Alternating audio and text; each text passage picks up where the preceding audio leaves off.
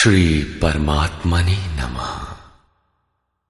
यथार्थ गीता श्रीमद्भगवद गीता अथ अष्टादशो अध्याय।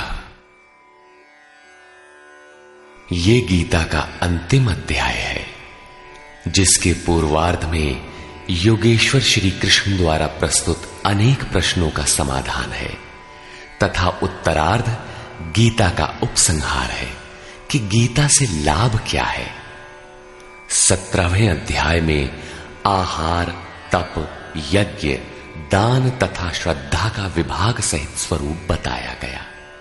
उसी संदर्भ में त्याग के प्रकार शेष है।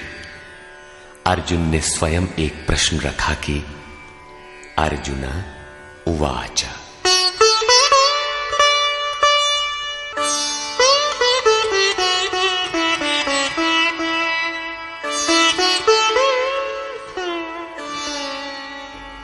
सन्न्यासस्य महाबाहो तत्त्वमिच्छामि वेदितुम् त्यागस्य च ऋषिकेश पृथक् केशिनिषूदन।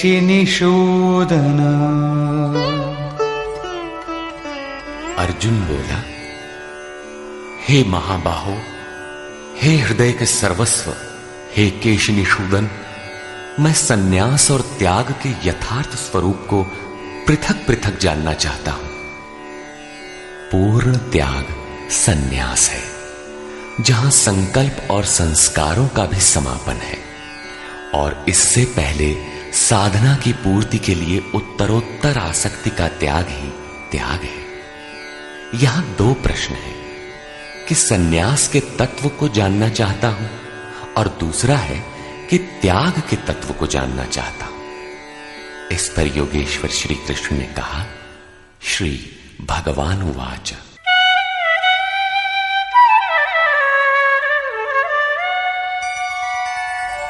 काम्यानां कर्मणां न्यासं सन्न्यासं कवयो विदुः सर्वकर्मफलत्यागम् प्राहुस्त्यागं विचक्षणाः।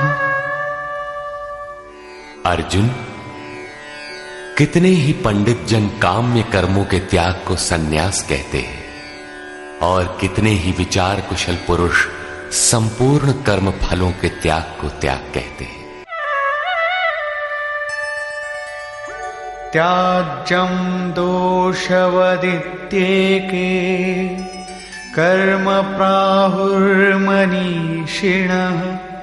यज्ञदानतपः कर्म न त्याज्यमिति चापरे।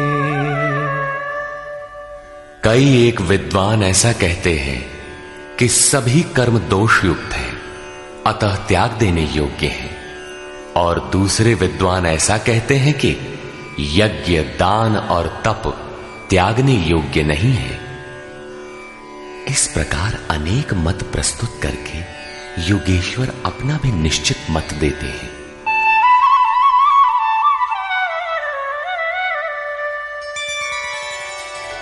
निश्चयं शृणु मे तत्र त्यागे भरतसत्तम त्यागो हि पुरुषौ व्याघ्र त्रिविधः संप्रकीर्तितः। हे अर्जुन, उस त्याग के विषय में तू मेरे निश्चय को सुन। हे पुरुष श्रेष्ठ, वो त्याग 3 प्रकार का कहा गया है।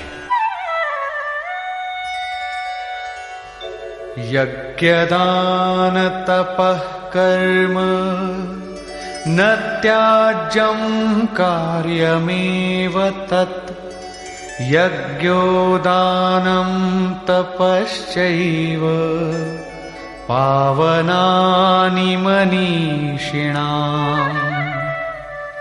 यज्ञ, दान और तप ये 3 प्रकार के कर्म त्यागने योग्य नहीं हैं। इन्हें तो करना ही चाहिए, क्योंकि यज्ञ, दान और तप तीनों ही पुरुषों को पवित्र करने वाले हैं। श्री कृष्ण ने 4 प्रचलित मतों का उल्लेख किया। पहला, काम्य कर्मों का त्याग। दूसरा, संपूर्ण कर्म फलों का त्याग। तीसरा, दोष युक्त होने के कारण सभी कर्मों का त्याग। और चौथा मत था, यज्ञ, दान और तप त्यागने योग्य नहीं है। उनमें से एक मत से अपनी सहमति प्रकट करते हुए कहा कि अर्जुन, मेरा भी यह निश्चित किया हुआ मत है कि यज्ञ, दान और तप रूप क्रिया त्यागने योग्य नहीं है। इससे सिद्ध है कि कृष्ण काल में भी कई मत प्रचलित थे, जिनमें एक यथार्थ था। उस काल में भी कई मत थे, आज भी है। महापुरुष जब दुनिया में आता है तो कई मतांतरों में से कल्याणकारी मत को निकालकर सामने खड़ा कर देता है। प्रत्येक महापुरुष ने यही किया है। श्री कृष्ण ने भी यही किया। उन्होंने कोई नया मार्ग नहीं बताया, बल्कि प्रचलित कई मतों के बीच सत्य को समर्थन देकर उसे स्पष्ट कर दिया।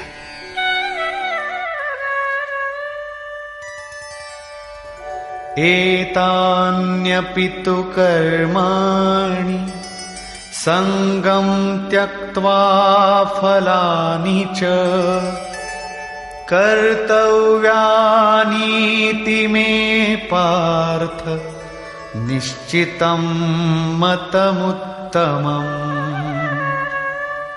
योगेश्वर श्री कृष्ण बल देकर कहते हैं, पार्थ, यज्ञ, दान और तप रूप कर्म आसक्ति और फल को त्याग कर अवश्य करना चाहिए। यह मेरा निश्चय किया हुआ उत्तम मत है। अब अर्जुन के प्रश्न के अनुसार वे त्याग का विश्लेषण करते हैं।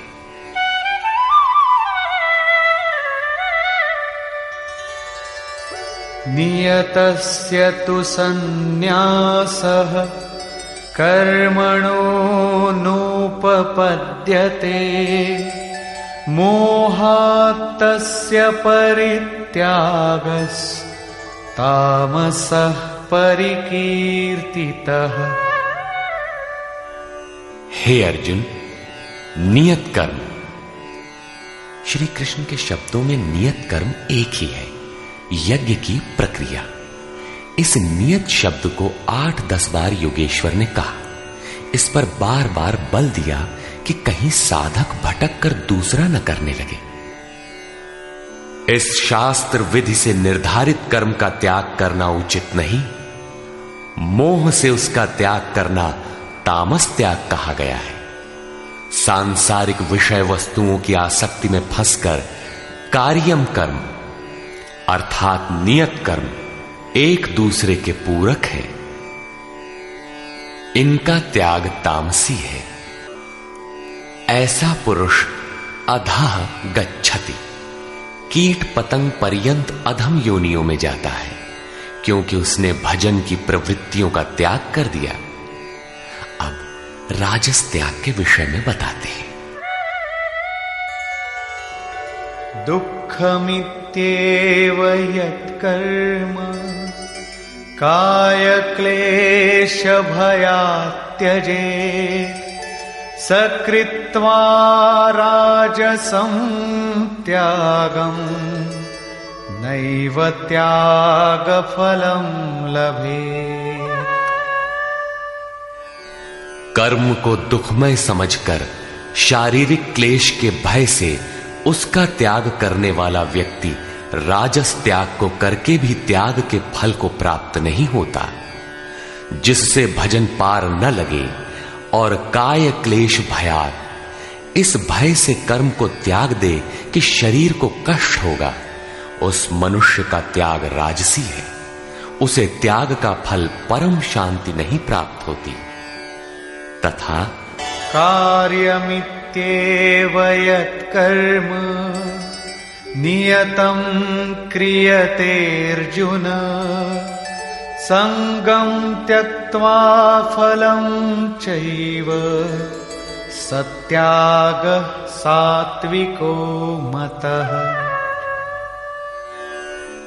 हे अर्जुन, करना कर्तव्य है ऐसा समझकर जो नियतम शास्त्र विधि से निर्धारित किया हुआ कर्म संग दोष और फल को त्याग कर किया जाता है, वही सात्विक त्याग है। अतः नियत कर्म करें और इसके सिवाय जो कुछ है उसका त्याग कर दें। ये नियत कर्म भी क्या करते ही रहेंगे या कभी इसका भी त्याग होगा? इस पर कहते हैं, अब अंतिम त्याग का रूप देखें।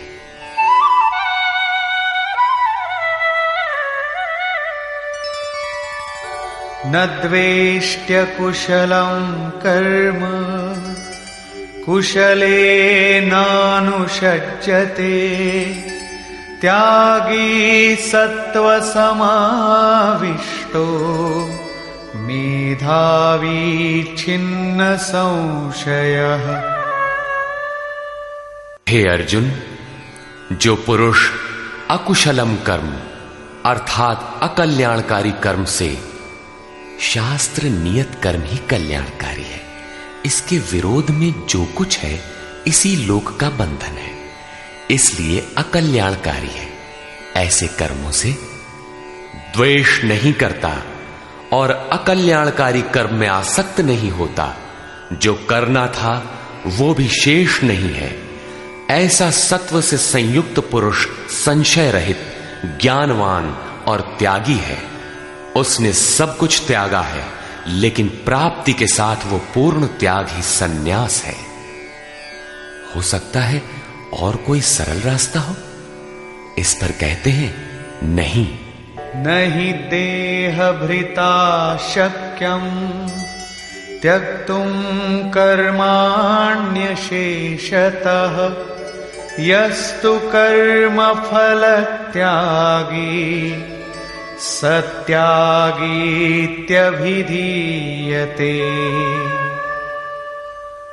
देहधारी पुरुषों के द्वारा अर्थात केवल शरीर ही नहीं जिसे आप देखते हैं, श्री कृष्ण के अनुसार प्रकृति से उत्पन्न सत रज तम तीनों गुण ही इस जीवात्मा को शरीरों में बांधते हैं। जब तक गुण जीवित हैं, तब तक वो जीवधारी है। किसी न किसी रूप में शरीर परिवर्तित होता रहेगा, देह के कारण जब तक जीवित है। देहधारी पुरुषों के द्वारा संपूर्णता से सब कर्मों का त्याग संभव नहीं है, इसलिए जो पुरुष कर्म के फल का त्यागी है वही त्यागी है, ऐसा कहा जाता है। अतः जब तक शरीर के कारण जीवित हैं, तब तक नियत कर्म करें और उनके फल का त्याग करें। बदले में किसी फल की कामना न करें, वैसे सकामी पुरुषों के कर्मों का फल भी होता है।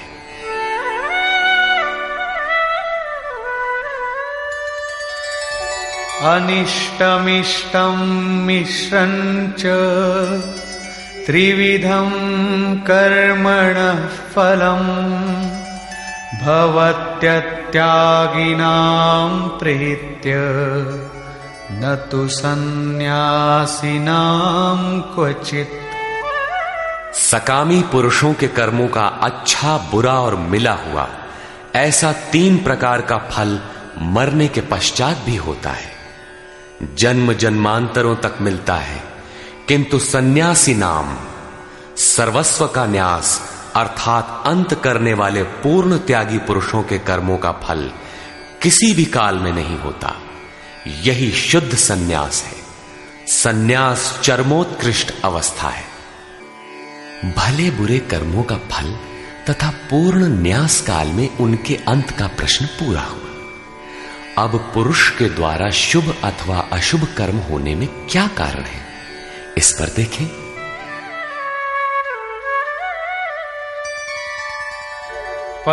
पंचैतानि महाबाहो कारणानि निबोध मे सांख्ये कृतान्ते प्रोक्तानि सिद्धये सर्वकर्मणाम्। हे महाबाहो, संपूर्ण कर्मों की सिद्धि के लिए 5 कारण सांख्य सिद्धांत में कहे गए हैं। उन्हें तू मुझसे भली प्रकार जान।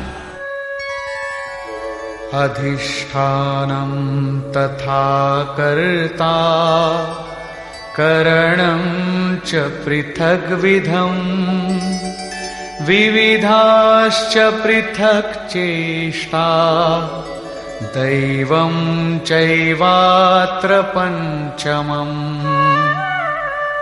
इस विषय में कर्ता अर्थात ये मन, पृथक पृथक करण अर्थात जिनके द्वारा किया जाता है, यदि शुभ पार लगता है तो विवेक, वैराग्य, शम, दम, त्याग, अनवरत चिंतन की प्रवृत्तियां करण होंगी। यदि अशुभ पार लगता है तो काम, क्रोध, राग, द्वेष, लिप्सा इत्यादि करण होंगे। इनके द्वारा प्रेरित होंगे नाना प्रकार की न्यारी न्यारी चेष्टाएं अर्थात अनंत इच्छाएं। आधार अर्थात साधन, जिस इच्छा के साथ साधन मिला वही इच्छा पूरी होने लगती है। और 5वां हेतु है दैव अथवा संस्कार।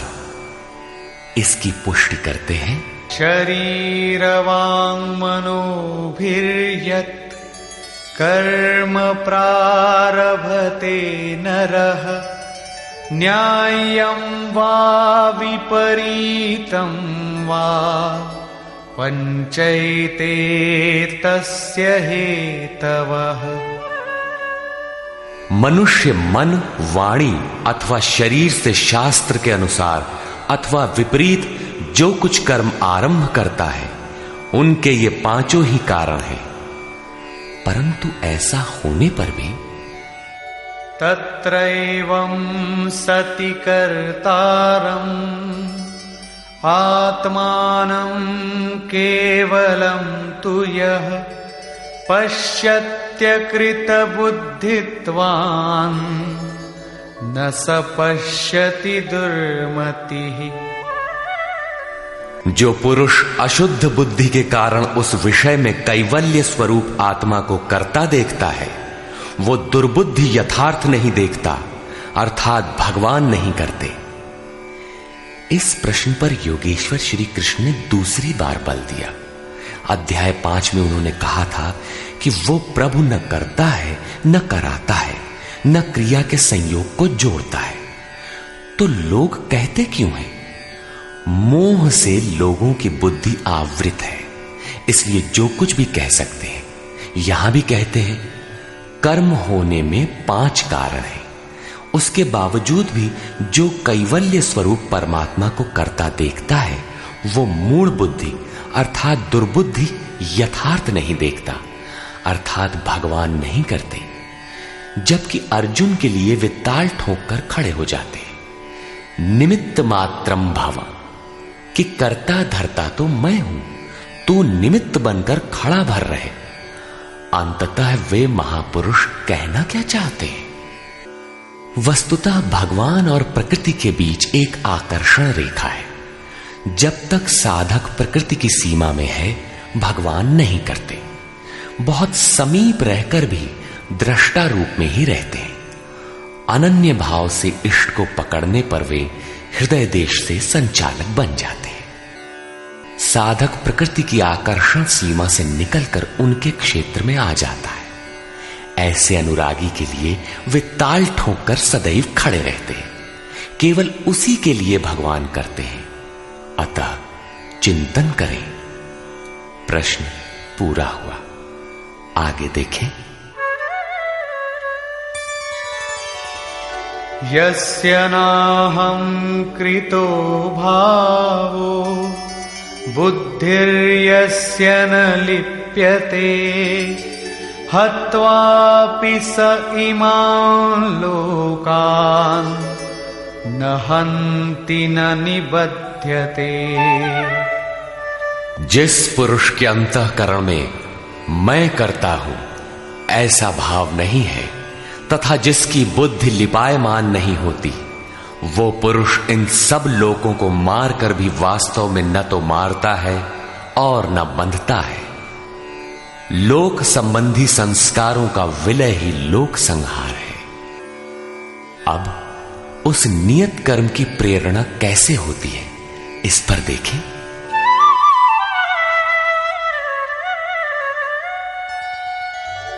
ज्ञानम ज्ञेयं परिज्ञाता त्रिविधा कर्म चोदना करणं कर्म कर्तेति त्रिविधः कर्म संग्रहः।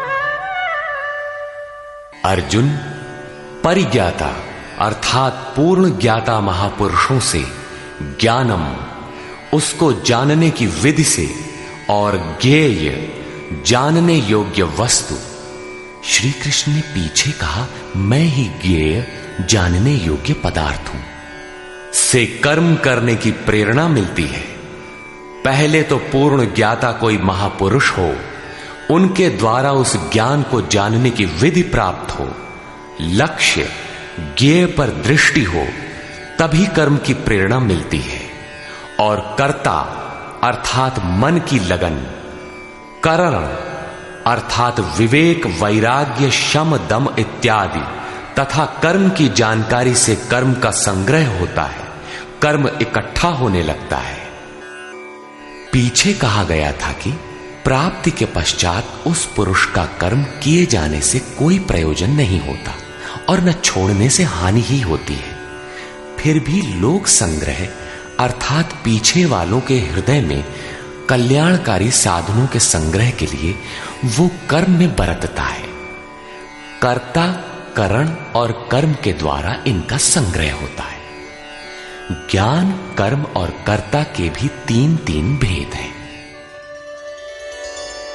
ज्ञानम कर्म च कर्ता च त्रिधैव गुणभेदतः प्रोच्यते गुणसंख्यानि यथावत् शृणुतान्यपि। ज्ञान, कर्म तथा कर्ता भी गुणों के भेद से सांख्य शास्त्र में तीन तीन प्रकार के कहे गए हैं, उन्हें भी तू यथावत सुन। प्रस्तुत है पहले ज्ञान का भेद। सर्वभूतेषु येनैकं भावमव्ययमीक्षते अविभक्तं विभक्तेषु तज्ज्ञानं विद्धि सात्विकम्।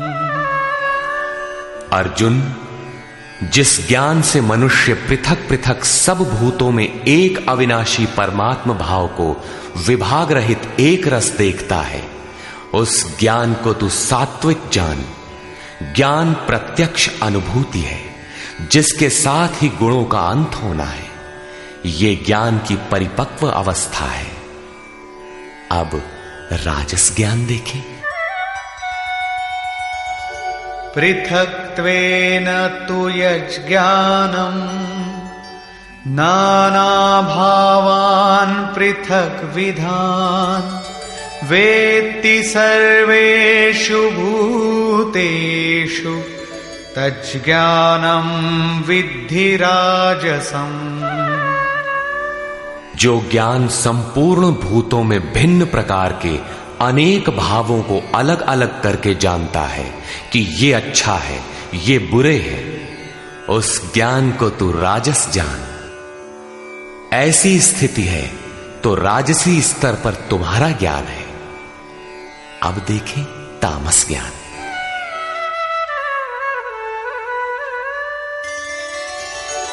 यत्तु कृत्स्नवदेकस्मिन् कार्ये सक्तमहैतुकम् अतत्त्वार्थवदल्पञ्च तत्तामसमुदाहृतम्। जो ज्ञान एकमात्र शरीर में ही संपूर्णता के सदृश आसक्त है, युक्ति रहित अर्थात जिसके पीछे कोई क्रिया नहीं है, तत्व के अर्थ स्वरूप परमात्मा की जानकारी से अलग करने वाला और तुच्छ है, वो ज्ञान तामस कहा जाता है। अब प्रस्तुत है कर्म के 3 भेद।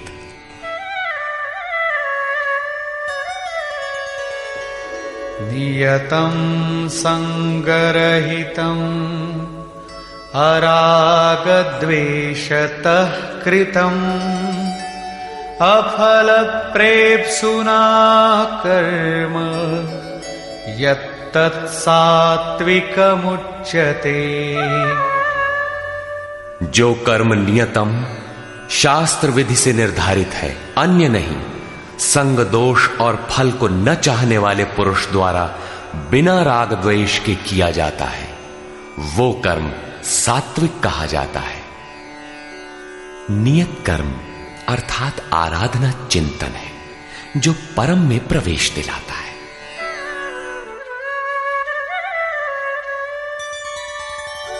यत्तु कामेप्सुना कर्म साहंकारेण वा पुनः क्रियते बहुलायासम् तद्राजसमुदारितम्।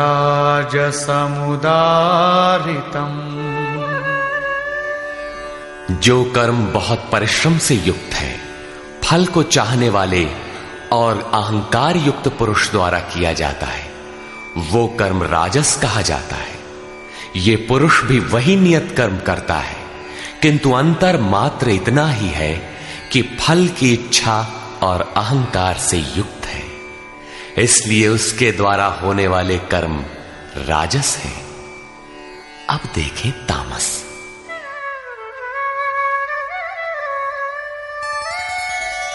अनुबंधं क्षयं हिंसा अनवेक्ष्य च पौरुषम् मोहादारभ्यते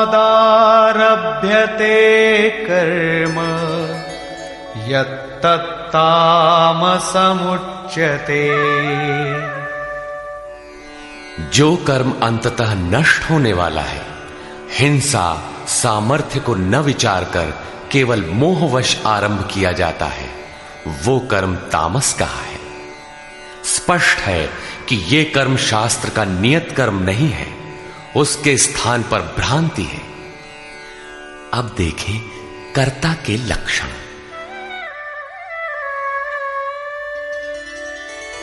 मुक्त संगो नहं वादी धृत्युत्साह समन्वितः सिद्ध्य सिद्ध्योर्निर्विकारः कर्ता सात्विक उच्यते। जो कर्ता संग दोष से रहित होकर अहंकार के वचन न बोलने वाला, धैर्य और उत्साह से युक्त होकर कार्य के सिद्ध होने और न होने में हर्ष शोक इत्यादि विकारों से सर्वथा रहित होकर कर्म में अर्थात अहिर्निश प्रवृत्त है, वो कर्ता सात्विक कहा जाता है। यही उत्तम साधक के लक्षण है। कर्म वही है नियत कर्म।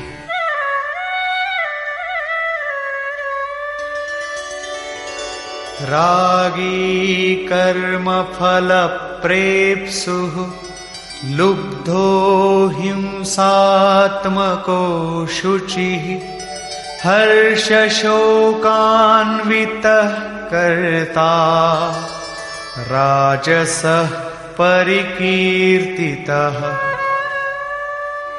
आसक्ति युक्त कर्मों के फल को चाहने वाला, लोलुप, आत्माओं को कष्ट देने वाला, अपवित्र और हर्ष शोक से जो लिप्त है, वो कर्ता राजस कहा गया है।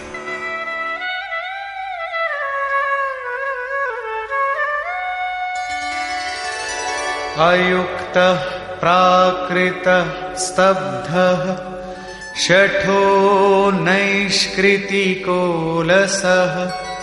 विषादी दीर्घसूत्री च कर्ता तामस उच्यते।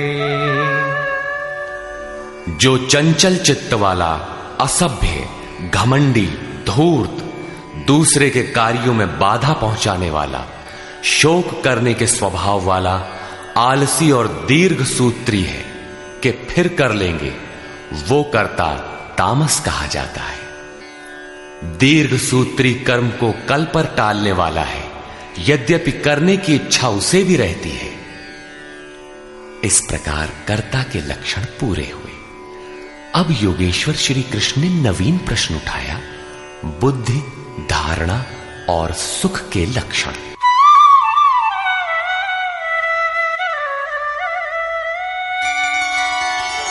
बुद्धेर्भेदं धृतेश्चैव गुणतस्त्रिविधं शृणु प्रोच्यमानमशेषेण पृथक्त्वेन धनंजय।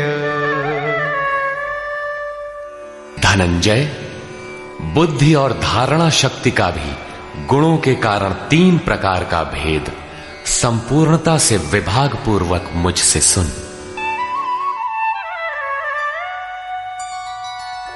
प्रवृत्तिञ्च निवृत्तिञ्च कार्याकार्ये भयाभये बन्धं मोक्षं च या वेत्ति बुद्धि सा पार्थ सात्विकी। पार्थ, प्रवृत्ति और निवृत्ति को, कर्तव्य और अकर्तव्य को, भय और अभय को तथा बंधन और मोक्ष को जो बुद्धि यथार्थ जानती है, वो बुद्धि सात्विकी है। अर्थात परमात्म पथ, आवागमन पथ दोनों की भली प्रकार जानकारी सात्विक बुद्धि है। यथा यया धर्ममधर्मं च कार्यं चाकार्यमेव च अयथावत् प्रजानाति बुद्धिः सा पार्थ राजसी। पार्थ, जिस बुद्धि द्वारा मनुष्य धर्म और अधर्म को तथा कर्तव्य और अकर्तव्य को भी यथावत नहीं जानता, अधूरा जानता है, वो बुद्धि राजसी है। अब तामसी बुद्धि का स्वरूप देखें।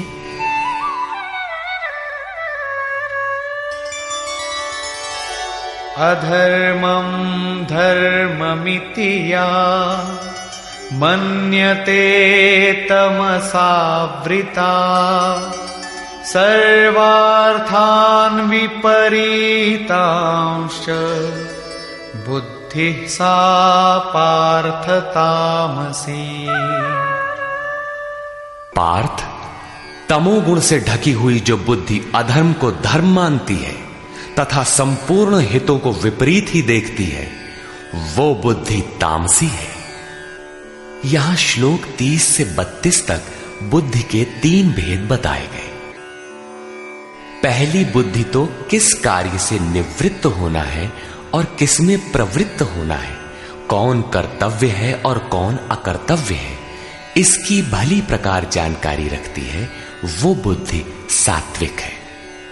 जो कर्तव्य अकर्तव्य को धूमिल ढंग से जानती है, यथार्थ नहीं जानती, वो राजसी बुद्धि है।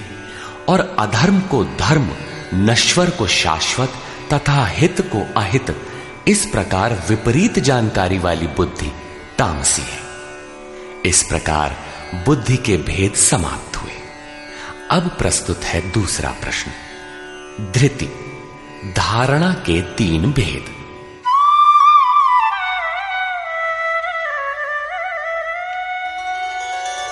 धृत्यायया धारयते मनः प्राणेन्द्रिय क्रिया योगेनाव्यभिचारिण्या धृतिः सा पार्थ सात्विकी।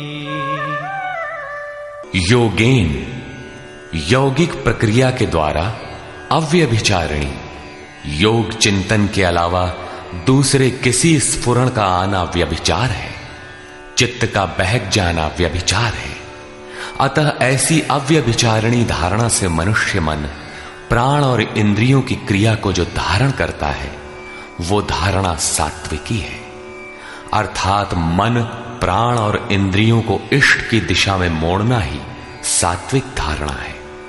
तथा यया तु धर्म कामार्थान् धृत्या धारयतेऽर्जुन प्रसंगेन फलाकांक्षी धृतिः सा पार्थ राजसी। हे पार्थ, फल की इच्छा वाला मनुष्य अति आसक्ति से जिस धारणा के द्वारा केवल धर्म, अर्थ और काम को धारण करता है, अर्थात मोक्ष को नहीं, वो धारणा राजसी है। इस धारणा में भी लक्ष्य वही है, केवल कामना करता है, जो कुछ करता है उसके बदले में चाहता है। अब तामसी धारणा के लक्षण देखें।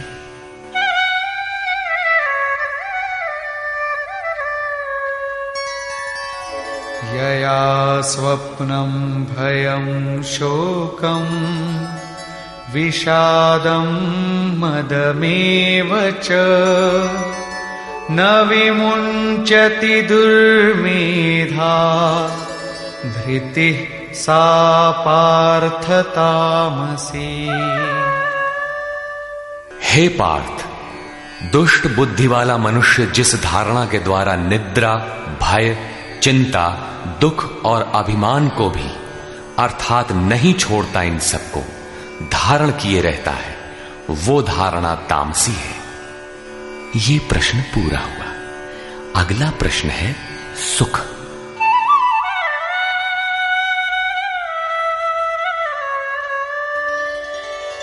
सुखं त्विदानीं त्रिविधं शृणु मे भरतर्षभ अभ्यासाद्रमते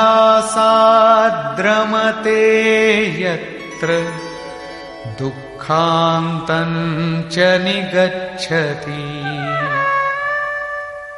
अर्जुन, अब सुख भी 3 प्रकार का मुझसे सुन।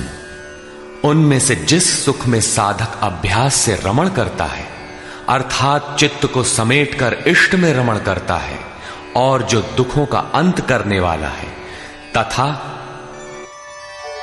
यत्तदग्रे विषमिव परिणामे मृतोपमम् तत्सुखं सात्विकं प्रोक्तम् आत्मबुद्धि प्रसादजम्। उपर्युक्त सुख साधन के आरंभ काल में ही यद्यपि विष के सदृश लगता है, प्रहलाद को सूली पर चढ़ाया गया, मीरा को विष मिला। कबीर कहते हैं, सुखिया सब संसार है, खाए और सोवे, दुखिया दास कबीर है, जागे और रोवे।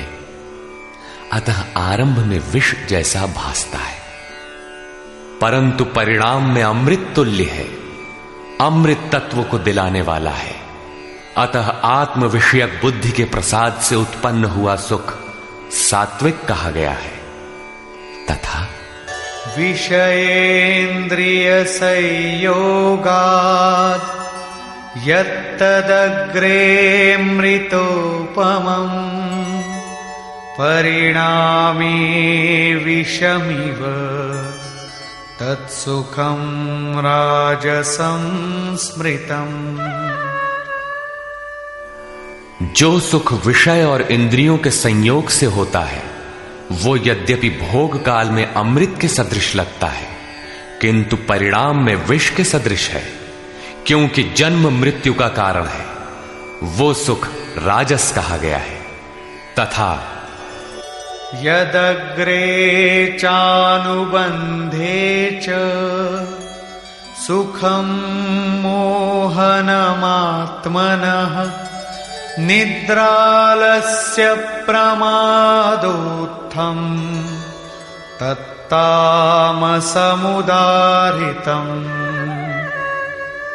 जो सुख भोग काल और परिणाम में भी आत्मा को मोह में डालने वाला है, निद्रा या निशा सर्वभूतानाम, जगत की निशा में अचेत रखने वाला है।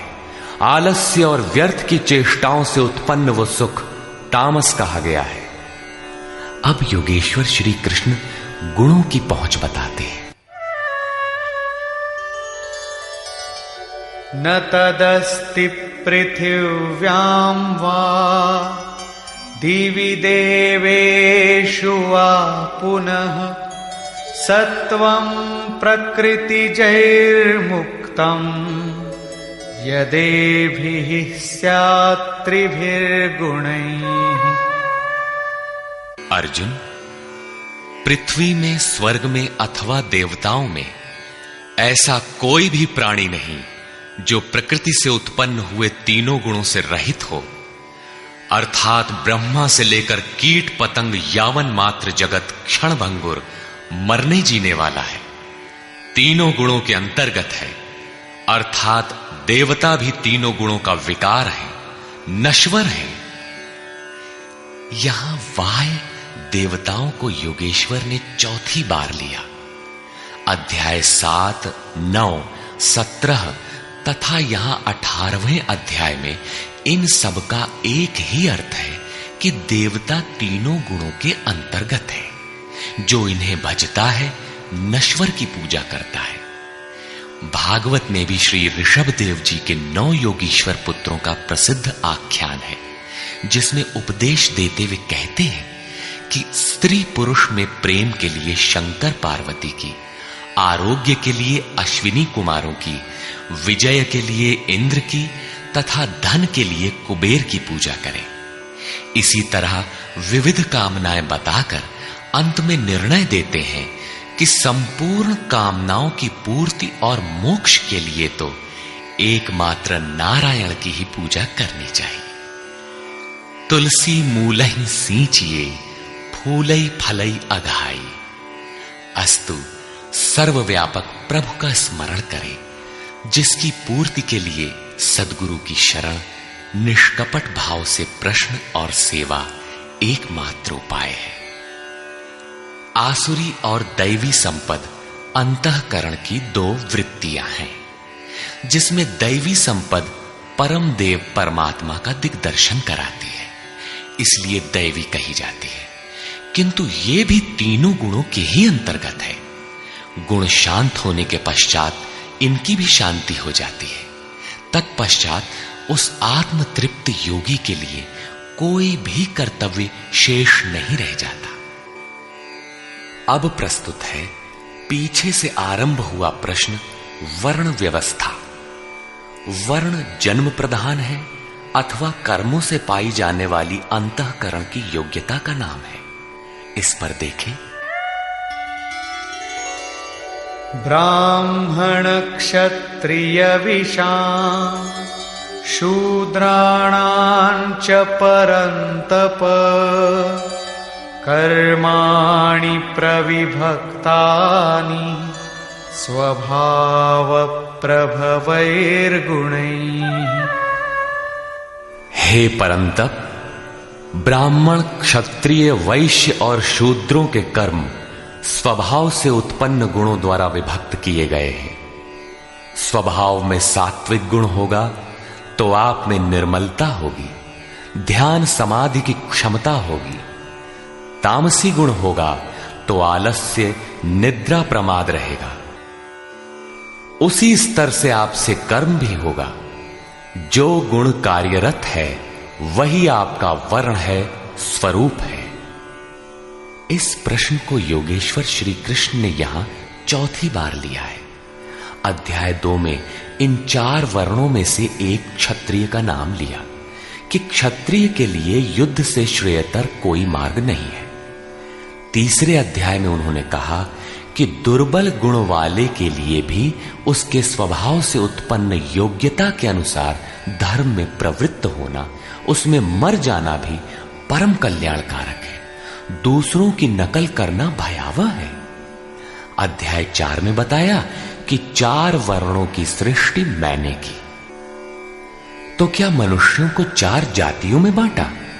कहते हैं नहीं, गुण कर्म विभागशः, गुणों के योग्यता से कर्म को 4 सोपानों में बांटा। यहां गुण एक पैमाना है, उसके द्वारा माप कर कर्म करने की क्षमता को 4 भागों में बांटा। श्री कृष्ण के शब्दों में कर्म एकमात्र अव्यक्त पुरुष के प्राप्ति की क्रिया है। ईश्वर प्राप्ति का आचरण आराधना है, जिसकी शुरुआत मात्र एक इष्ट में श्रद्धा से है। चिंतन की विधि विशेष है, जिसे पीछे बताए हैं। इस यज्ञार्थ कर्म को ही 4 भागों में बांटा। अब कैसे समझें कि हम में कौन से गुण हैं और किस श्रेणी के हैं? इस पर यहां कहते हैं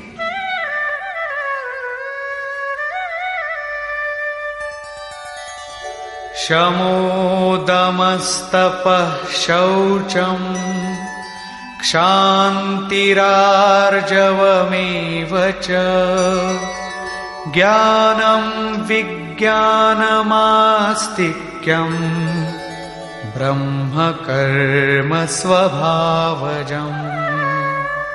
मन का शमन, इंद्रियों का दमन, पूर्ण पवित्रता, मन, वाणी और शरीर को इष्ट के अनुरूप तपाना, क्षमा भाव, मन, इंद्रियों और शरीर की सर्वथा सरलता, आस्तिक बुद्धि अर्थात एक इष्ट में सच्ची आस्था, ज्ञान अर्थात परमात्मा की जानकारी का संचार, विज्ञान अर्थात परमात्मा से मिलने वाले निर्देशों की जागृति एवं उसके अनुसार चलने की क्षमता, ये सब स्वभाव से उत्पन्न हुए ब्राह्मण के कर्म है।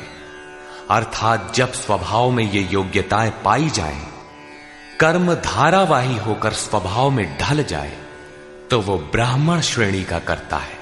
तथा शौर्यं तेजो धृतिर्दाक्षम् युद्धे चाप्यपलायनम्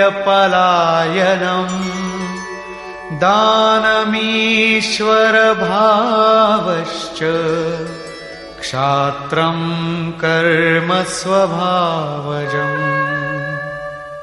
शूरवीरता, ईश्वरीय तेज का मिलना, धैर्य, चिंतन में दक्षता अर्थात कर्मसु कौशलम, कर्म करने में दक्षता, प्रकृति के संघर्ष से न भागने का स्वभाव, दान अर्थात सर्वस्व का समर्पण, सब भावों पर स्वामी भाव अर्थात ईश्वर भाव, ये सब क्षत्रिय के स्वभावजम, स्वभाव से उत्पन्न हुए कर्म है।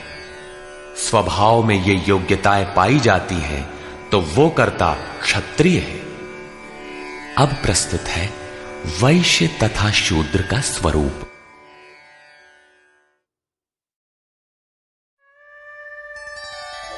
कृषि गौरक्ष वाणिज्यम् वैश्यकर्म स्वभावजम् परिचर्यात्मकं कर्म शूद्रस्यापि स्वभावजम्। कृषि, गोरक्षा और व्यवसाय वैश्य के स्वभावजन्य कर्म है। गोपालन ही क्यों, भैंस को मार डालें, बकरी न रखें, ऐसा कुछ नहीं है। सुदूर वैदिक वाडहमय में गो शब्द अंतःकरण एवं इंद्रियों के लिए प्रचलित था। गोरक्षा का अर्थ है इंद्रियों की रक्षा। विवेक, वैराग्य, शम, दम के द्वारा इंद्रियां सुरक्षित होती हैं। काम, क्रोध, लोभ, मोह के द्वारा ये विभक्त हो जाती हैं, क्षीण हो जाती हैं। आत्मिक संपत्ति ही स्थिर संपत्ति है। ये अपना निज धन है, जो एक बार साथ हो जाने पर सदैव साथ देती है। प्रकृति के द्वंद्वों में से उनका शनैः शनैः संग्रह करना व्यवसाय है। विद्याधनम सर्वधन प्रधानम, इसे अर्जित करना वाणिज्य है। खेती? शरीर ही एक क्षेत्र है। इसके अंतराल में बोया हुआ बीज संस्कार रूप में भला बुरा जमता है। अर्जुन, इस निष्काम कर्म में बीज अर्थात आरंभ का नाश नहीं होता। परम तत्व के चिंतन का जो बीज इस क्षेत्र में पड़ा है, उसे सुरक्षित रखते हुए इसमें आने वाले विजातीय विकारों का निराकरण करते जाना खेती है।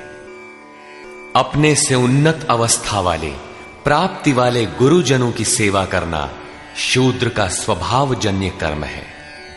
शूद्र का अर्थ नीच नहीं, अपितु अल्पज्ञ है। निम्न श्रेणी का साधक ही शूद्र है। प्रवेशिका श्रेणी का वो साधक परिचर्या से ही आरंभ करे। स्वभाव परिवर्तनशील है। स्वभाव के परिवर्तन के साथ वर्ण परिवर्तन हो जाता है। वस्तुतः ये वर्ण अति उत्तम, उत्तम, मध्यम और निकृष्ट 4 अवस्थाएं हैं। कर्म पथ पर चलने वाले साधकों की ऊंची नीची 4 सीढ़ियां हैं, क्योंकि कर्म एक ही है, नियत कर्म। श्री कृष्ण कहते हैं कि परम सिद्धि की प्राप्ति का यही एक रास्ता है कि स्वभाव में जैसी योग्यता है वहीं से लगे। इसको देखें।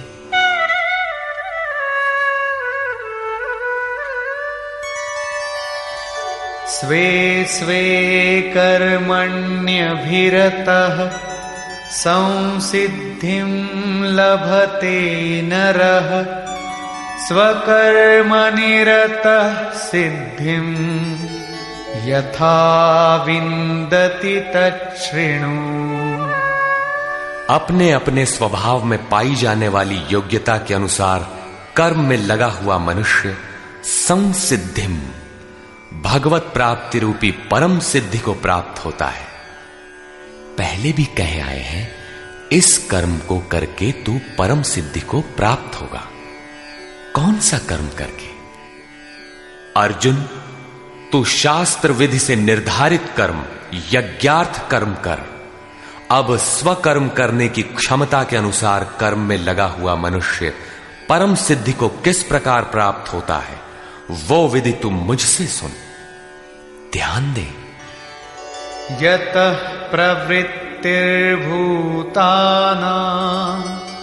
येन सर्वमिदं ततं स्वकर्मणा तमभ्यर्च सिद्धिं विन्दति मानवः।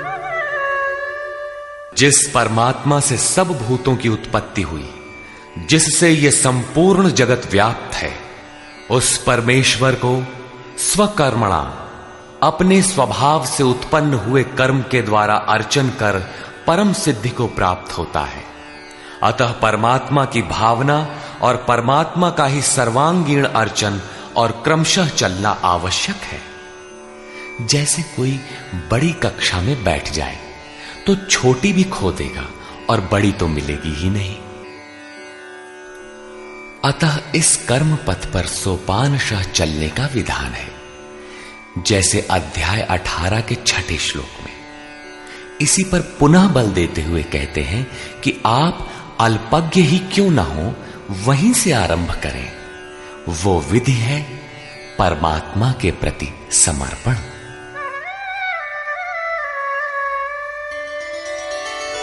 श्रेयान् स्वधर्मो विगुणः परधर्मात् स्वनुष्ठितात् स्वभावनियतं कर्म कुर्वन्नाप्नोति किल्बिषम्। अच्छी प्रकार अनुष्ठान किए हुए दूसरे के धर्म से गुण रहित भी स्वधर्म परम कल्याणकारक है। स्वभाव नियतम, स्वभाव से निर्धारित किया हुआ कर्म करता हुआ मनुष्य पाप अर्थात आवागमन को प्राप्त नहीं होता।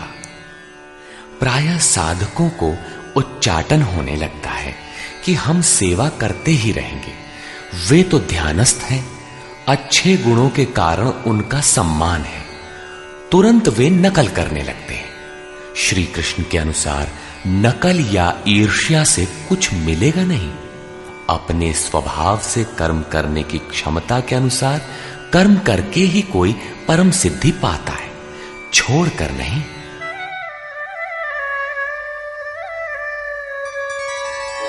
सहजं कर्म कौन्तेय सदोषमपि न त्यजेत्।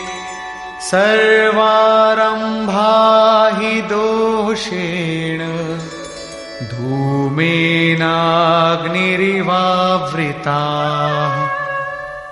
कौन्तेय, दोष युक्त अल्पज्ञ अवस्था वाला है तो सिद्ध है कि अभी दोषों का बाहुल्य है।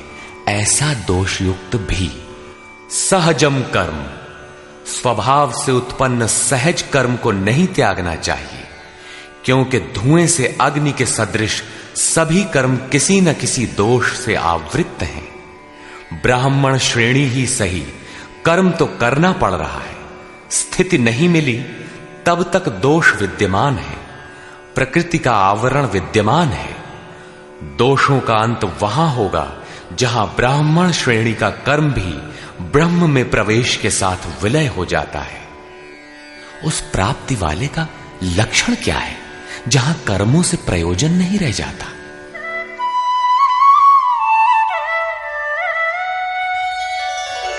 असक्त बुद्धि सर्वत्र जितात्मा विगत स्पृहः। नैष्कर्म्य सिद्धिं परमां संन्यासेनाधिगच्छति। सर्वत्र आसक्ति से रहित बुद्धि वाला, स्पृहा से सर्वथा रहित, जीते हुए अंतःकरण वाला पुरुष सन्यासी नाम सर्वस्व के न्यास की अवस्था में परम नैष्कर्म्य की सिद्धि को प्राप्त होता है। यहां सन्यास और परम नैष्कर्म्य सिद्धि पर्याय है। यहां सांख्य योगी वहीं पहुंचता है जहां की निष्काम कर्मयोगी। ये उपलब्धि दोनों मार्गियों के लिए समान है। अब परम नैष्कर्म्य सिद्धि को प्राप्त हुआ पुरुष जैसे ब्रह्म को प्राप्त होता है, उसका संक्षेप में चित्रण करते हैं।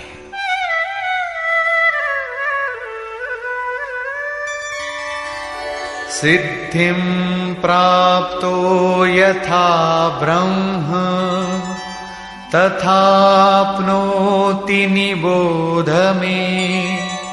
समासेनैव कौन्तेय निष्ठा ज्ञानस्य या परा।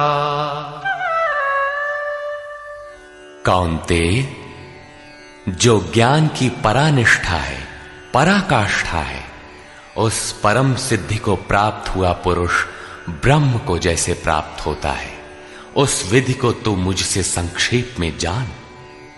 अगले श्लोक में वही विधि बता रहे हैं, ध्यान दें। बुद्ध्या विशुद्धया युक्तो धृत्यात्मानं नियम्य च। शब्दादीन् विषयांस् त्यक्त्वा रागद्वेषौ व्युदस्य च। विविक्तसेवी लघ्वाशी यत वाक्कायमानसः। ध्यानयोगपरो नित्यम् वैराग्यं समुपाश्रितः। अर्जुन, विशेष रूप से शुद्ध बुद्धि से युक्त एकांत और शुभ देश का सेवन करने वाला, साधना में जितना सहायक हो उतना ही आहार करने वाला, जीते हुए मन, वाणी और शरीर वाला, दृढ़ वैराग्य को भली प्रकार प्राप्त हुआ पुरुष निरंतर ध्यान योग के परायण और ऐसी धारणा से युक्त, अर्थात इसी सब को धारण करने वाला तथा अंतःकरण को वश में करके शब्दादिक विषयों को त्याग कर, राग द्वेष को नष्ट करके तथा अहंकारं बलं दर्पं कामं क्रोधं परिग्रहं विमुच्य निर्ममः शान्तो ब्रह्मभूयाय कल्पते। अहंकार, बल, घमंड, काम, क्रोध, बाह्य वस्तुओं और आंतरिक चिंतनों का त्याग कर ममता रहित शांत अंतःकरण हुआ पुरुष पर ब्रह्म के साथ एक ही भाव होने के लिए योग्य होता है। आगे देखें।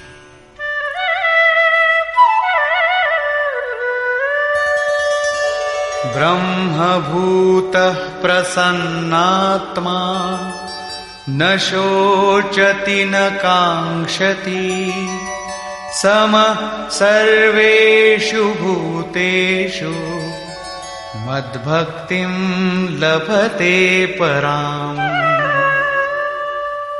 ब्रह्म के साथ एक ही भाव होने की योग्यता वाला वो प्रसन्न चित्त पुरुष न तो किसी वस्तु के लिए शोक करता है और न किसी की आकांक्षा ही करता है।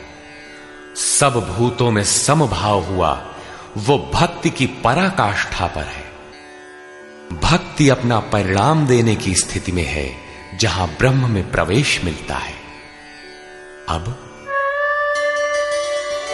भक्त्या मामभिजानाति यावान्यश्चास्मि तत्त्वतः ततो मां तत्त्वतो ज्ञात्वा विशते तदनन्तरम्। उस पराभक्ति के द्वारा वो मुझे तत्व से भली प्रकार जानता है। वो तत्व है क्या?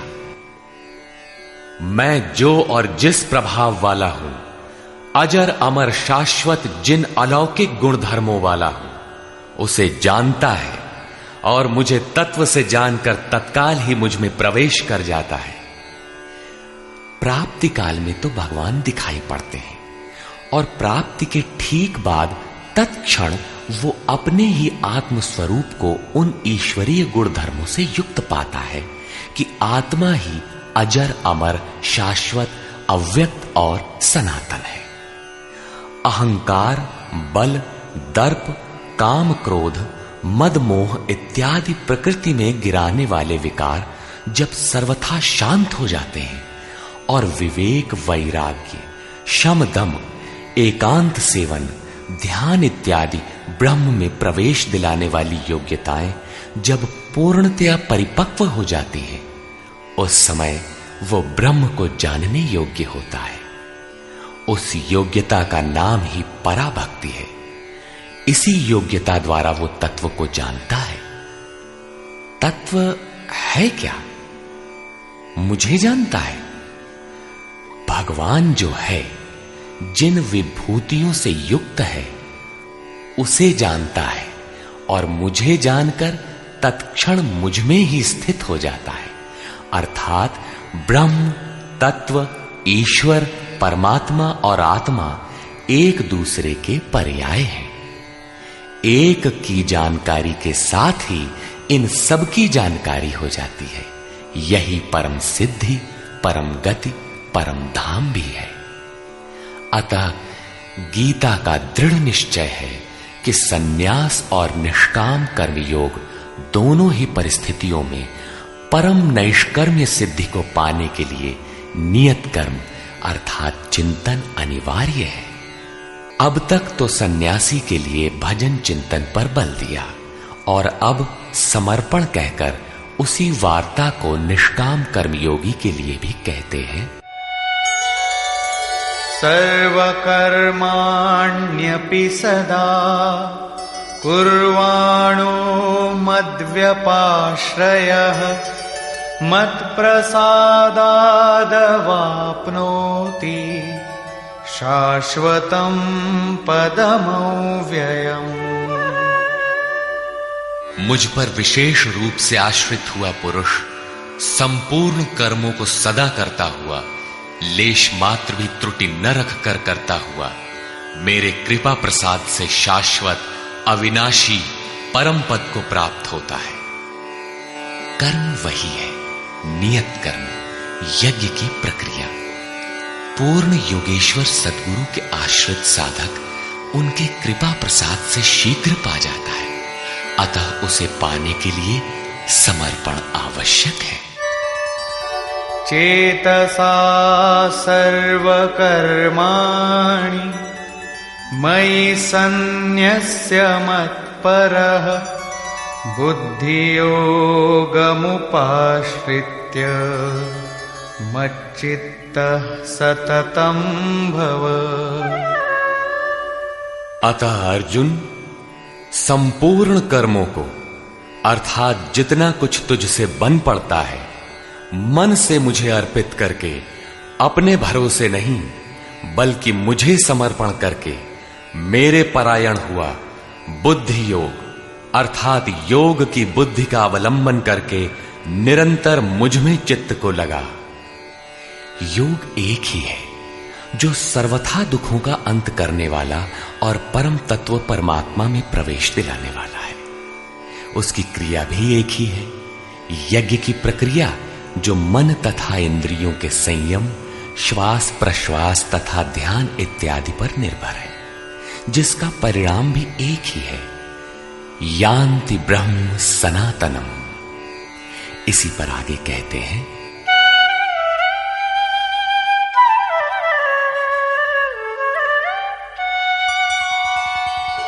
मच्चित्तः सर्वदुर्गाणि मत्प्रसादात् तरिष्यसि अथ चेत्त्वमहङ्कारात् न श्रोष्यसि विनङ्क्ष्यसि। इस प्रकार मुझ में निरंतर चित्त को लगाने वाला होकर तू मेरी कृपा से मन और इंद्रियों के संपूर्ण दुर्गों को अनायास ही तर जाएगा। इंद्रिन द्वार झरोखा नाना, तह तह सुर बैठे करी थाना। आवत देखहि विषय वयारी, ते हठि देहि कपाट उघारी। ये ही दुर्जय दुर्ग है, मेरी कृपा से तू इन बाधाओं का अतिक्रमण कर जाएगा, किंतु अहंकारवश यदि तू मेरे वचनों को नहीं सुनेगा तो विनष्ट हो जाएगा, परमार्थ से च्युत हो जाएगा। पुनः इसी पर बल देते हैं, यदहंकारमाश्रित्य न योत्स्य इति मन्यसे मिथ्यैष व्यवसायस्ते प्रकृतिस्त्वां नियोक्ष्यति। जो तू अहंकार का आश्रय लेकर ऐसा मानता है कि युद्ध नहीं करूंगा, तो ये तेरा निश्चय मिथ्या है, क्योंकि तेरा स्वभाव तुझे बलात् युद्ध में लगा देगा। स्वभावजेन कौन्तेय निबद्ध स्वेन कर्मणा कर्तुं नेच्छसि यन्मोहात् करिष्यस्य वशोऽपि तत्। कौन्तेय, मोहवश तू जिस कर्म को नहीं करना चाहता उसको भी अपने स्वभाव से उत्पन्न हुए कर्म से बंधा हुआ परवश होकर करेगा। प्रकृति के संघर्ष से न भागने का तुम्हारा क्षत्रिय श्रेणी का स्वभाव तुम्हें बरबस कर्म में लगाएगा। प्रश्न पूरा हुआ। अब वो ईश्वर रहता कहां है, इस पर कहते हैं, ईश्वरः सर्वभूतानां हृद्देशेऽर्जुन तिष्ठति भ्रामयन् सर्वभूतानि यन्त्रारूढानि मायया। अर्जुन, वो ईश्वर संपूर्ण भूत प्राणियों के हृदय देश में निवास करता है। इतना समीप है तो लोग जानते क्यों नहीं? माया रूपी यंत्र में आरूढ़ होकर सब लोग भ्रमवश चक्कर लगाते ही रहते हैं, इसलिए नहीं जानते। ये यंत्र बड़ा बाधक है जो बार बार नश्वर कलेवरों अर्थात शरीरों में घुमाता रहता है। तो शरण किसकी लें? तमेव शरणं गच्छ सर्वभावेन भारत, तत्प्रसादात् परां शान्तिं स्थानं प्राप्स्यसि शाश्वतम्। इसलिए हे भारत, संपूर्ण भाव से उस ईश्वर की जो हृदय देश में स्थित है अनन्य शरण को प्राप्त हो। उनके कृपा प्रसाद से तू परम शांति शाश्वत परम धाम को प्राप्त होगा। अतः ध्यान करना है तो हृदय देश में करें। ईश्वर का निवास स्थान हृदय है। भागवत के चतुश्लोकी गीता का सारांश भी यही है कि वैसे तो मैं सर्वत्र हूं, किंतु प्राप्त होता हूं तो हृदय देश में ध्यान करने से ही। इति ते ज्ञानमाख्यातम्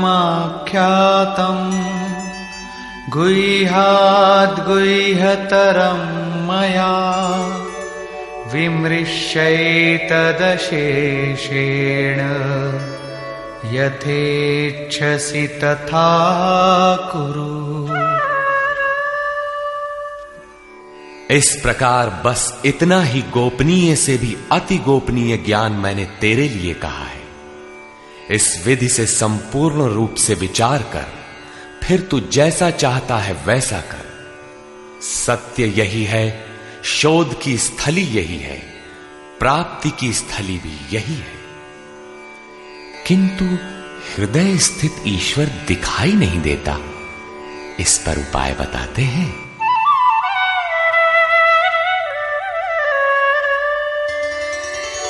सर्वगुह्यतमं भूयः शृणु मे परमं वचः, इष्टोऽसि मे दृढमिति ततो वक्ष्यामि ते हितम्। अर्जुन, संपूर्ण गोपनीय से भी अति गोपनीय मेरे रहस्य युक्त वचन को तू फिर भी सुन। कहा है किंतु फिर सुन। साधक के लिए इष्ट सदैव खड़े रहते हैं। क्योंकि तू मेरा अतिशय प्रिय है, इसलिए ये परम हितकारक वचन मैं तेरे लिए फिर भी कहूंगा। वो है क्या?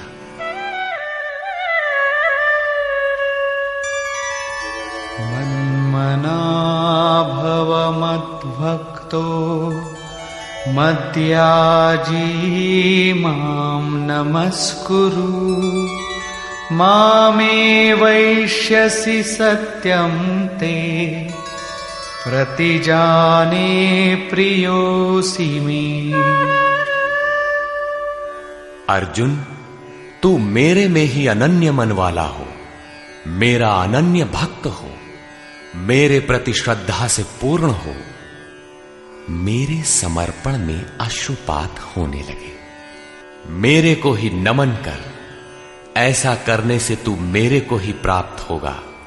ये मैं तेरे लिए सत्य प्रतिज्ञा करके कहता हूं, क्योंकि तू मेरा अत्यंत प्रिय है। पीछे बताया ईश्वर हृदय देश में है, उसकी शरण में जा। यहां कहते हैं मेरी शरण आ। ये अति गोपनीय रहस्य युक्त वचन सुन कि मेरी शरण आओ। वास्तव में योगेश्वर श्री कृष्ण कहना क्या चाहते हैं? यही कि साधक के लिए सद्गुरु की शरण नितांत आवश्यक है। श्री कृष्ण एक पूर्ण योगेश्वर थे। अब समर्पण की विधि बताते हैं। सर्वधर्मान् परित्यज्य मामेकं शरणं व्रज अहं त्वा सर्वपापेभ्यो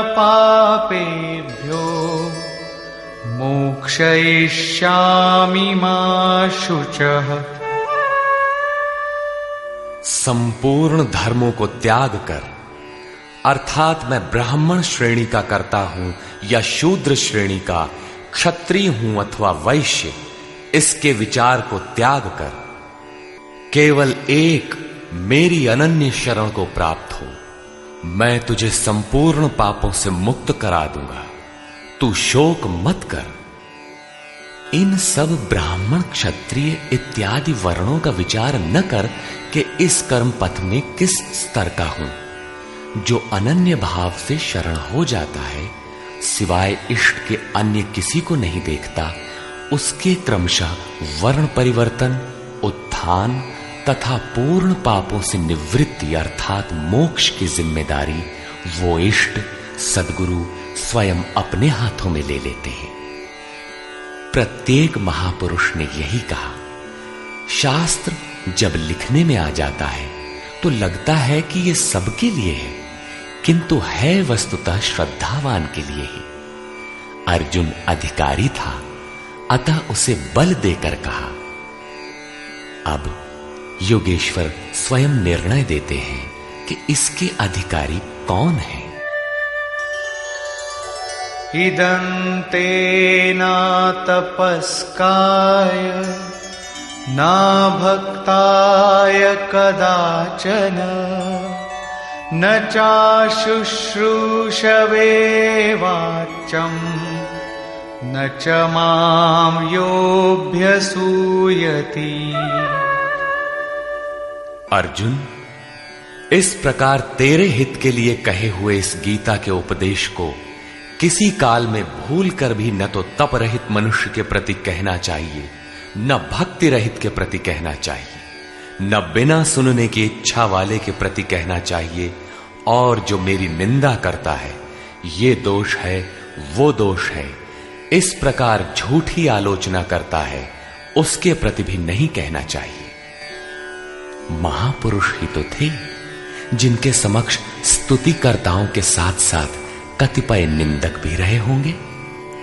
इनसे तो नहीं कहना चाहिए, किंतु प्रश्न स्वाभाविक है कि कहा किससे जाए। इस पर देखें।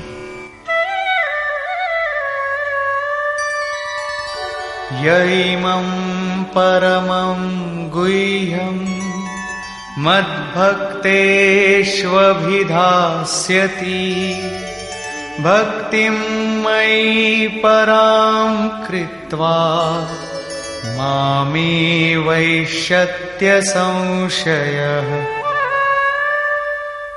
जो मनुष्य मुझ में परम प्रेम करके इस परम रहस्य युक्त गीता के उपदेश को मेरे भक्तों में कहेगा, वो निसंदेह मुझे ही प्राप्त होगा। अर्थात वो भक्त मुझे ही प्राप्त होगा जो सुन लेगा, क्योंकि उपदेश को भली प्रकार सुनकर हृदयंगम कर लेगा तो उस पर चलेगा तथा पार पा जाएगा। अब उस उपदेशकर्ता के लिए कहते हैं।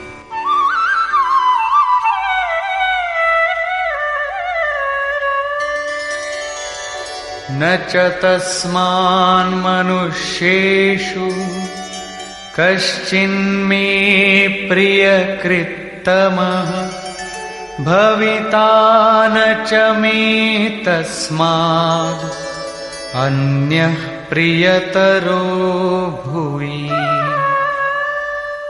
न तो उससे बढ़कर मेरा अतिशय प्रिय कार्य करने वाला मनुष्यों में कोई है, और न उससे बढ़कर मेरा अत्यंत प्यारा पृथ्वी में दूसरा कोई होगा। किससे? जो मेरे भक्तों में मेरा उपदेश करेगा, उनको उधर उस पथ पर चलाएगा, क्योंकि कल्याण का यही एक स्रोत है, राजमार्ग है। अब देखें अध्ययन।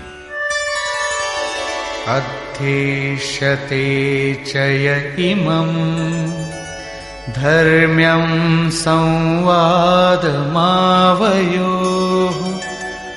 ज्ञानयज्ञेन तेनाहम् इष्टः स्यामिति मे मतिः।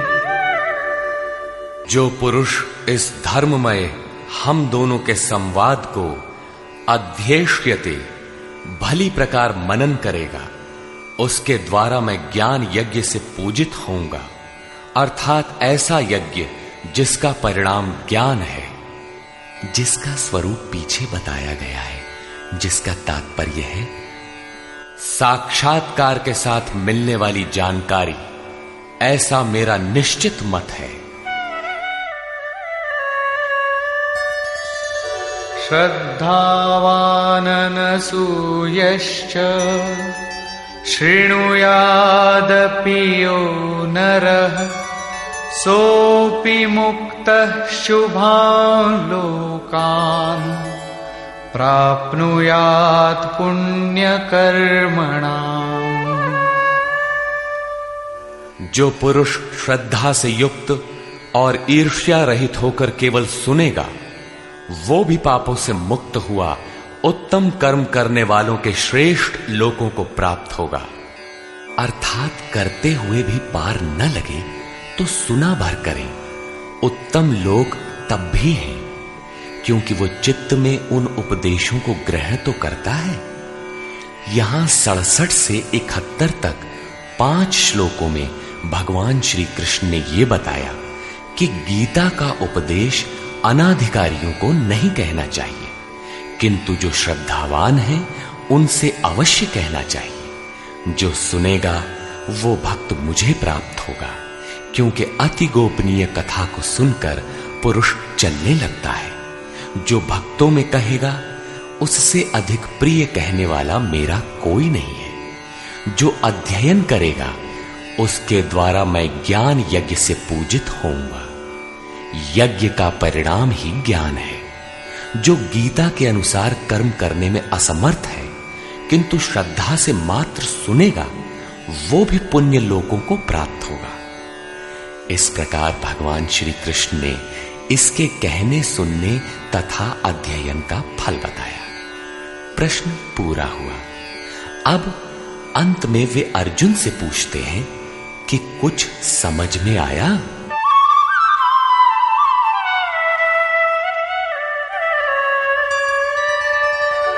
कच्चिदेतच्छ्रितं पार्थ त्वयैकाग्रेण चेतसा कच्चिदज्ञानसम्मोहः प्रनष्टस्ते धनञ्जय।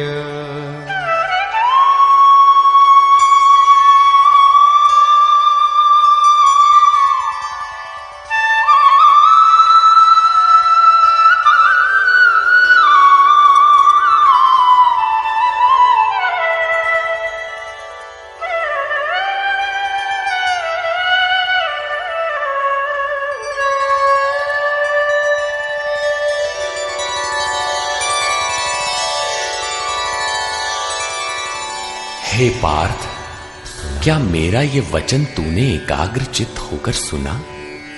क्या तेरा अज्ञान से उत्पन्न मोह नष्ट हुआ? इस पर अर्जुन बोला, अर्जुना उवाच।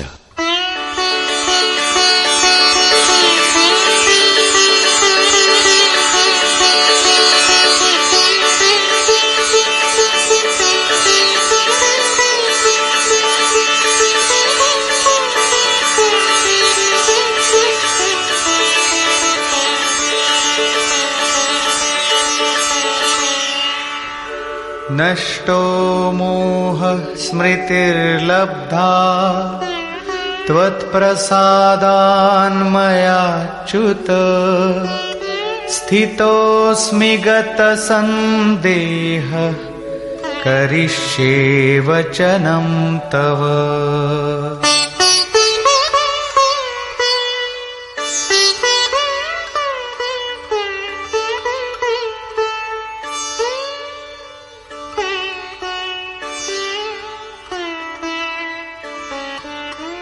अच्युत अर्थात जो सत्य से कभी च्युत नहीं होते।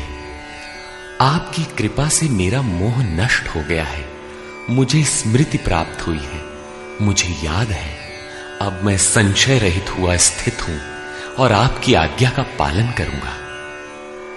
अर्जुन का समाधान हो गया। साथ ही योगेश्वर श्री कृष्ण के श्रीमुख से निःसृत वाणी का उपसंहार हुआ।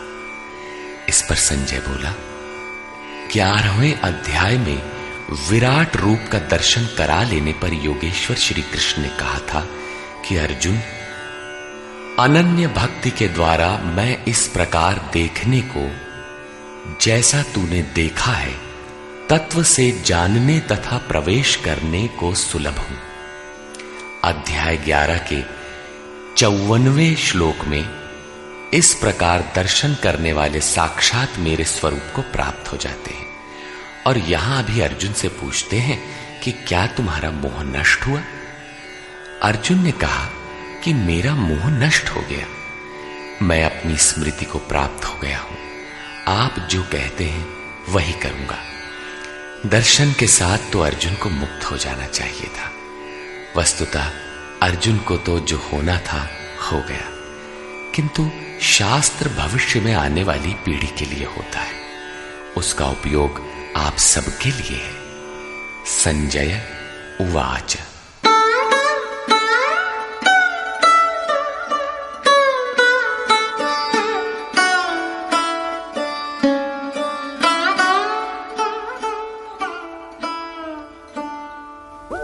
इत्यहं वासुदेवस्य पार्थस्य च महात्मनः संवादमिममश्रौषम् अद्भुतं रोमहर्षणम्। इस प्रकार मैंने वासुदेव और महात्मा अर्जुन, अर्थात अर्जुन एक महात्मा है, योगी है, साधक है, न कि कोई धनुर्धर जो मारने के लिए खड़ा हो। अतः महात्मा अर्जुन के इस विलक्षण और रोमांचकारी संवाद को सुना। आप में सुनने की क्षमता कैसे आई? आगे कहते हैं, व्यासप्रसादाच्छ्रितवान् एतद्गुह्यमहं परम् योगं योगेश्वरात् कृष्णात् साक्षात् कथयतः स्वयं। श्री व्यास जी की कृपा से, उनकी दी हुई दृष्टि से मैंने इस परम गोपनीय योग को साक्षात कहते हुए स्वयं योगेश्वर श्री कृष्ण से सुना है। संजय श्री कृष्ण को योगेश्वर मानता है।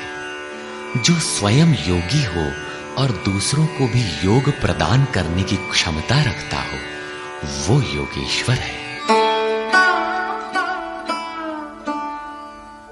राजन् संस्मृत्य संस्मृत्य संवादमिममद्भुतम् केशवार्जुनयोः पुण्यम् हृष्यामि च मुहुर्मुहुः।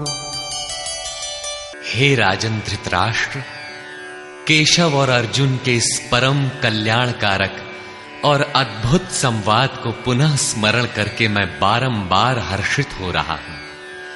अतः इस संवाद को सदैव स्मरण करना चाहिए और इसी स्मृति से प्रसन्न रहना चाहिए। अब उनके स्वरूप का स्मरण कर संजय कहते हैं,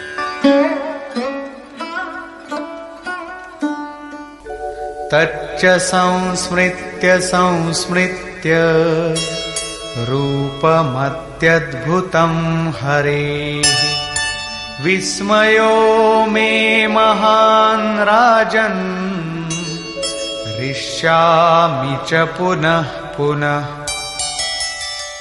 हे राजन, हरि के अर्थात जो शुभाशुभ सर्व का हरण कर स्वयं शेष रहते हैं, उन हरि के अति अद्भुत रूप को पुनः पुनः स्मरण करके मेरे चित्त में महान आश्चर्य होता है और मैं बारंबार हर्षित होता हूं।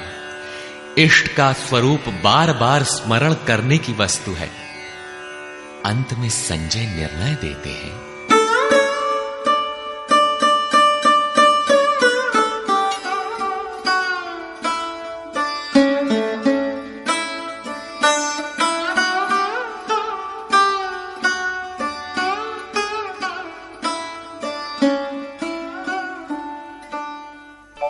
यत्र योगेश्वरः कृष्णो यत्र पार्थो धनुर्धरः तत्र श्रीर्विजयो भूतिः ध्रुवा नीतिर्मतिर्मम।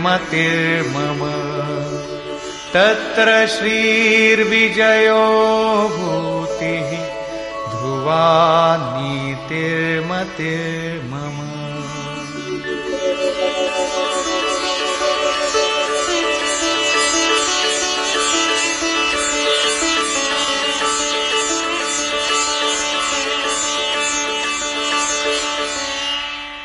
राजन, जहां योगेश्वर श्री कृष्ण और धनुर्धर अर्जुन अर्थात ध्यान ही धनुष है, इंद्रियों की दृढ़ता ही गांडीव है, अर्थात स्थिरता के साथ ध्यान धरने वाला महात्मा अर्जुन है, वहीं पर श्री ऐश्वर्य विजय जिसके पीछे हार नहीं है, ईश्वरीय विभूति और चल संसार में अचल रहने वाली नीति है, ऐसा मेरा मत है। आज तो धनुर्धर अर्जुन है नहीं, ये नीति विजय विभूति तो अर्जुन तक सीमित रह गई, तत्सामयिक थी यह तो द्वापर में ही समाप्त हो गई। लेकिन ऐसी बात नहीं है। योगेश्वर श्री कृष्ण ने बताया कि मैं सबके हृदय देश में निवास करता हूं, आपके हृदय में भी वे हैं। अनुराग ही अर्जुन है। अनुराग आपके अंतःकरण की इष्टोन्मुख लगन का नाम है। यदि ऐसा अनुराग आप में है तो सदैव वास्तविक विजय है और अचल स्थिति दिलाने वाली नीति भी सदैव रहेगी, न कि कभी थी। जब तक प्राणी रहेंगे परमात्मा का निवास उनके हृदय देश में रहेगा। विकल आत्मा उसे पाने का इच्छुक होगा और उनमें से जिसके भी हृदय में उसे पाने का अनुराग उमड़ेगा वही अर्जुन की श्रेणी वाला होगा, क्योंकि अनुराग ही अर्जुन है। अतः मानव मात्र इसका प्रत्याशी बन सकता है। निष्कर्ष, यह गीता का समापन अध्याय है। आरंभ में ही अर्जुन का प्रश्न है, प्रभु मैं त्याग और सन्यास के भेद और स्वरूप को जानना चाहता हूं। योगेश्वर श्री कृष्ण ने इस पर प्रचलित 4 मतों की चर्चा की। इनमें एक सही भी था। इससे मिलता जुलता ही निर्णय योगेश्वर श्री कृष्ण ने दिया कि यज्ञ, दान और तप किसी काल में त्यागने योग्य नहीं है। ये मनीषियों को भी पवित्र करने वाले हैं। इन तीनों को रखते हुए इनके विरोधी विकारों का त्याग करना ही वास्तविक त्याग है। यह सात्विक त्याग है। फल की इच्छा के साथ त्याग राजस है। मोहवश नियत कर्म का ही त्याग करना तामस त्याग है। और सन्यास त्याग की ही चरमोत्कृष्ट अवस्था है। नियत कर्म और ध्यान जनित सुख सात्विक है। इंद्रियों और विषयों का भोग राजस है और तृप्तिदायक अन्न की उत्पत्ति से रहित दुखद सुख तामस है। मनुष्य मात्र के द्वारा शास्त्र के अनुकूल अथवा प्रतिकूल कार्य होने में 5 कारण हैं। कर्ता अर्थात मन, पृथक पृथक करण अर्थात जिनके द्वारा किया जाता है। शुभ पार लगता है तो विवेक, वैराग्य, शम, दम करण है। अशुभ पार लगता है तो काम, क्रोध, राग, द्वेष इत्यादि करण होंगे। नाना प्रकार की इच्छाएं अर्थात इच्छाएं अनंत हैं, सब पूर्ण नहीं हो सकती। केवल वह इच्छा पूर्ण होती है जिसके साथ आधार मिल जाता है। चौथा कारण है आधार अर्थात साधन। और 5वां हेतु है दैव अर्थात प्रारब्ध या संस्कार। प्रत्येक कार्य के होने में यही 5 कारण हैं। फिर भी जो कैवल्य स्वरूप परमात्मा को कर्ता मानता है वह मूल बुद्धि यथार्थ नहीं जानता। अर्थात भगवान नहीं करते, जबकि पीछे कह आए हैं कि अर्जुन तू निमित्त मात्र होकर खड़ा भर रहे, कर्ता धर्ता तो मैं हूं। अंततः उन महापुरुष का आशय क्या है? वस्तुतः प्रकृति और पुरुष के बीच एक आकर्षण सीमा है। जब तक मनुष्य प्रकृति में बरतता है तब तक माया प्रेरणा करती है, और जब वह इससे ऊपर उठकर इष्ट को समर्पित हो जाता है और वह इष्ट जब हृदय देश से रथी हो जाता है फिर भगवान करते हैं। ऐसे स्तर पर अर्जुन था, संजय भी था, और सबके लिए इस अर्थात कक्षा में पहुंचने का विधान है। अतः यहां भगवान प्रेरणा करते हैं। पूर्ण ज्ञाता महापुरुष, जानने की विधि और ज्ञेय परमात्मा, इन तीनों के संयोग से कर्म की प्रेरणा मिलती है। इसलिए किसी अनुभवी महापुरुष अर्थात सद्गुरु के सानिध्य में समझने का प्रयास करना चाहिए। वर्ण व्यवस्था के प्रश्न को चौथी बार लेते हुए योगेश्वर श्री कृष्ण ने बताया कि इंद्रियों का दमन, मन का शमन, एकाग्रता, शरीर, वाणी और मन को इष्ट के अनुरूप तपाना, ईश्वरीय जानकारी का संचार, ईश्वरीय निर्देशन पर चलने की क्षमता इत्यादि ब्रह्म में प्रवेश दिलाने वाली योग्यताएं ब्राह्मण श्रेणी के कर्म है। शौर्य, पीछे न हटने का स्वभाव, सब भावों पर स्वामी भाव, कर्म में प्रवृत्त होने की दक्षता क्षत्रिय श्रेणी का कर्म है। इंद्रियों का संरक्षण, आत्मिक संपत्ति का संवर्धन इत्यादि वैश्य श्रेणी के कर्म है, और परिचर्या शूद्र श्रेणी का कर्म है। शूद्र का अर्थ है अल्पज्ञ। अल्पज्ञ साधक जो नियत कर्म चिंतन में 2 घंटे बैठकर 10 मिनट भी अपने पक्ष में नहीं पाता।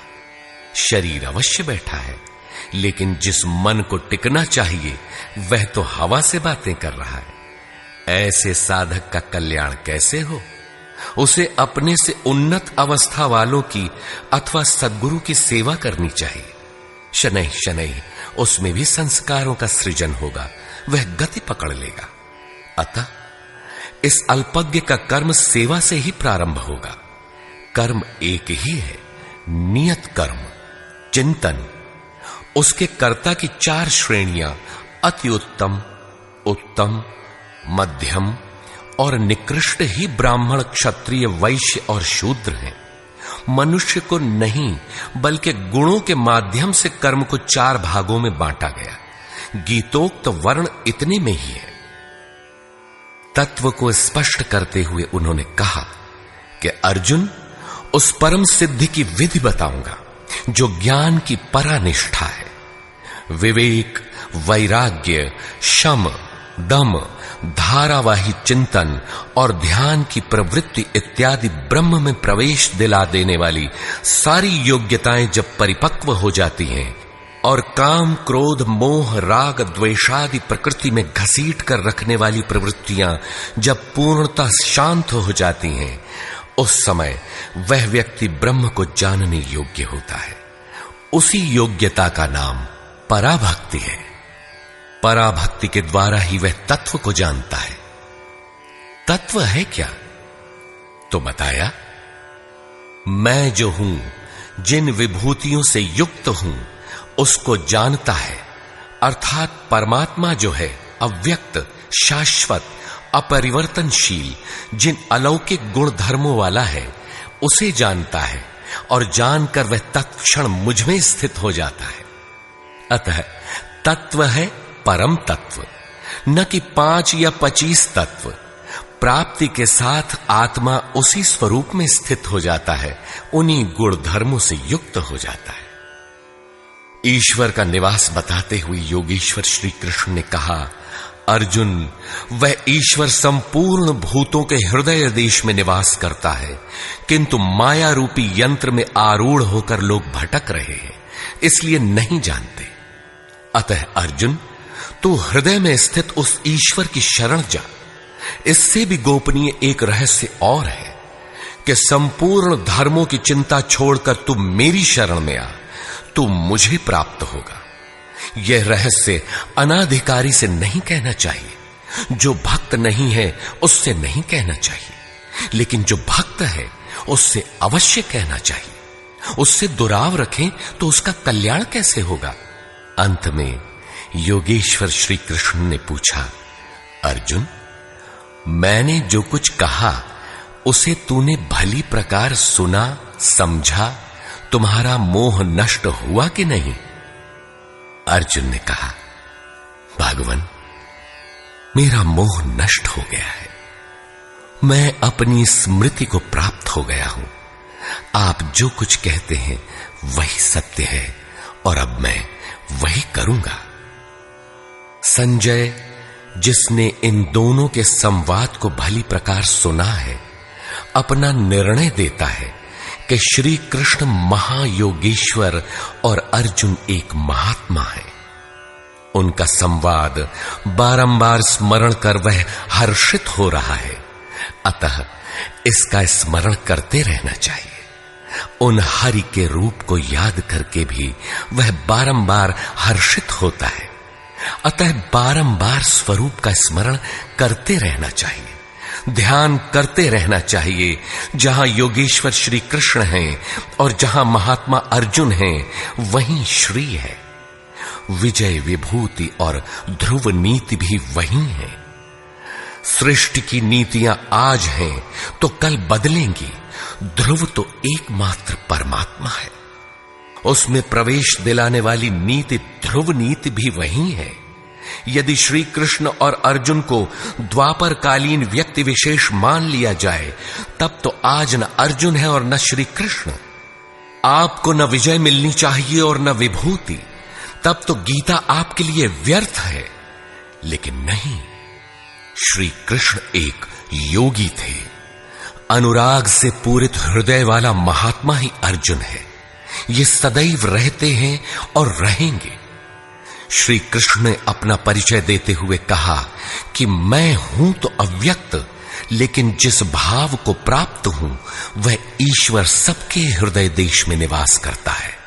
वह सदैव है और रहेगा। सबको उसकी शरण जाना है। शरण जाने वाला ही महात्मा है, अनुरागी है, और अनुराग ही अर्जुन है। इसके लिए किसी स्थित प्रज्ञ महापुरुष की शरण जाना नितांत आवश्यक है, क्योंकि वही इसके प्रेरक हैं। इस अध्याय में सन्यास का स्वरूप स्पष्ट किया गया कि सर्वस्व का न्यास ही सन्यास है। केवल बाना धारण कर लेना सन्यास नहीं है, बल्कि इसके साथ एकांत का सेवन करते हुए नियत कर्म में अपनी शक्ति समझकर अथवा समर्पण के साथ सतत प्रयत्न अपरिहार्य है। प्राप्ति के साथ संपूर्ण कर्मों का त्याग ही सन्यास है, जो मोक्ष का पर्याय है। यही सन्यास की पराकाष्ठा है।